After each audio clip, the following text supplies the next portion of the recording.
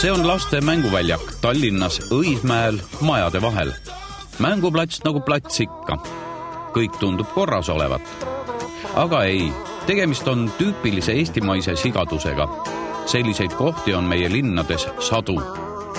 Oma lapsukest te siia mängima küll ei laseks.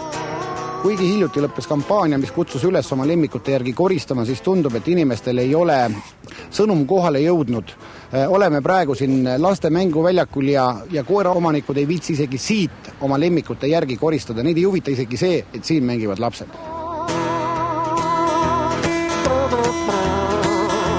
Tallinna Keskkonnaamet ja Loomakaitse Selts korraldasid ühisaktsiooni koeraomanikele. Selle tarbeks sai tellitud erilised kollased lipukesed. Eriti juhmidele peab ju alatihti meenutama, et linnaruumis tuleb oma lemmiklooma järelt pudenenud pabulad ära koristada. No saite aru ka, mis sildid need? Jah, need on selleks, et kui see peremees oma koeraga sinna kakab, siis ta peab nagu selle ise ära ka selle korjama. Aga kuidas tundub, kas Õismäel koristatakse või ei koristata? Ei koristata, isegi seal staadionil oli ääre peal, oli natuke sita. Siin on tõesti ebameeldiv mängida, kui on juunid ümberringi.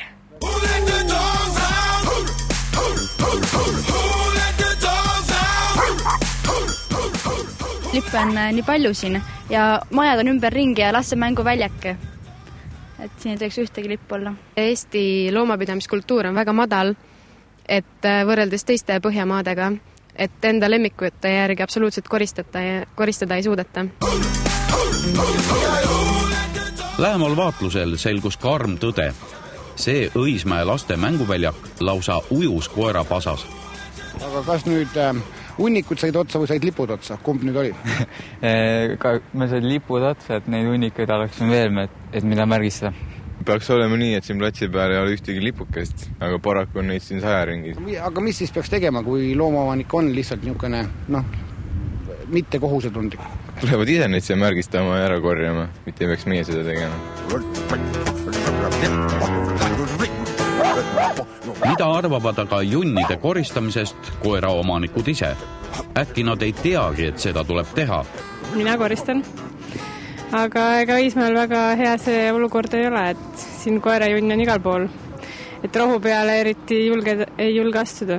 Siin Õismäel elab enamus nagu nii venekeelset kontingenti ja vanemad inimesed, et pensionärid oma koertega jalutavad, siis neil on ükskõik, kuhu nende koerad lasevad, et vanasti käis niimoodi ju. Kas te koristate ka oma koera järelt? Kotid kaasas? Ikka. Aga kuidas muidu Õismäel olukord on? Siin on paha jalutada sellepärast, et siin on hästi suured koerad, kes jooksevad lahti kogu aeg. Et minu meelest need, kes lahti jooksevad, need nagu ei korista ka. Sa pakka ju piraat или нет?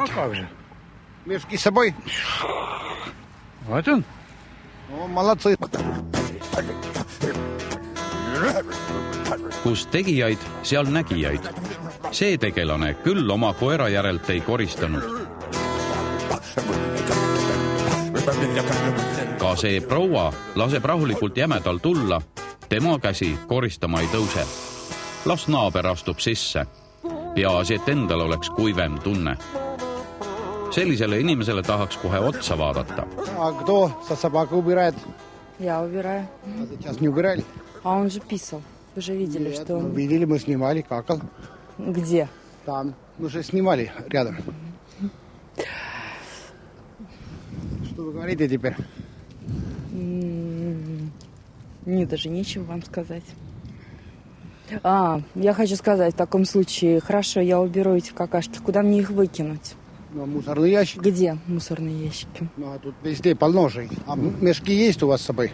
Сейчас нету.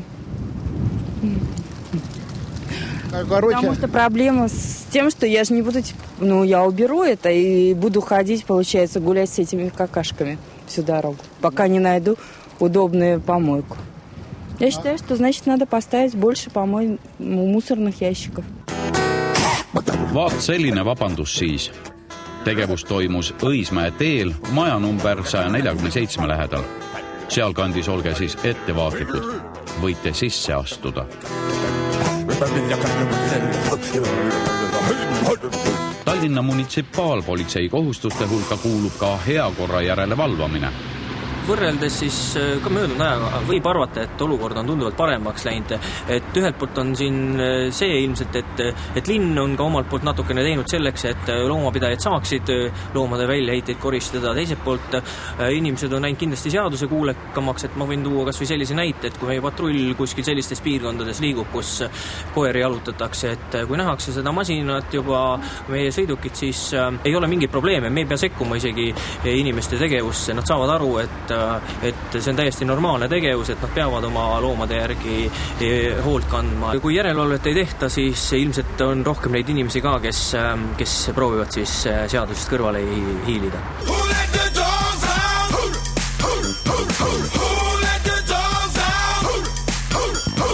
Samas Mustamäel juhtus niisugune naljakas lugu, et härrasmees siis nahktagis ja dressipükstes jalutas oma Rottweilerit ja Rottweiler läks siia maja juurde rõdu alla ja pani ühe vägeva kangima rõdult hommikus suitsu teinud korteriperemees nägi seda ja ei olnud teps mitte rahul asjade käiguga, hakkas röökima, võttis talvekartulid, mis olid rõdul ja hakkas koera loopima.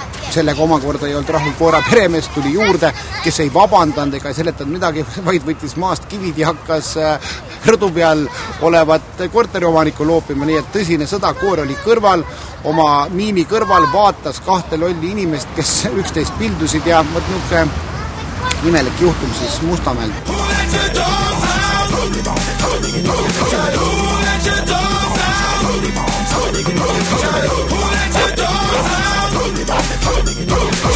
Kuigi inimene on selline elukas, kes reostab seda maakera kõige rohkem kui kõik loomad kokku, siis ometigi ei tohiks olla vabanduseks hoolimatutele koera omanikele. Olge inimesed ja koristage oma lemmikute järelt. Meil kõigil puhta nädal.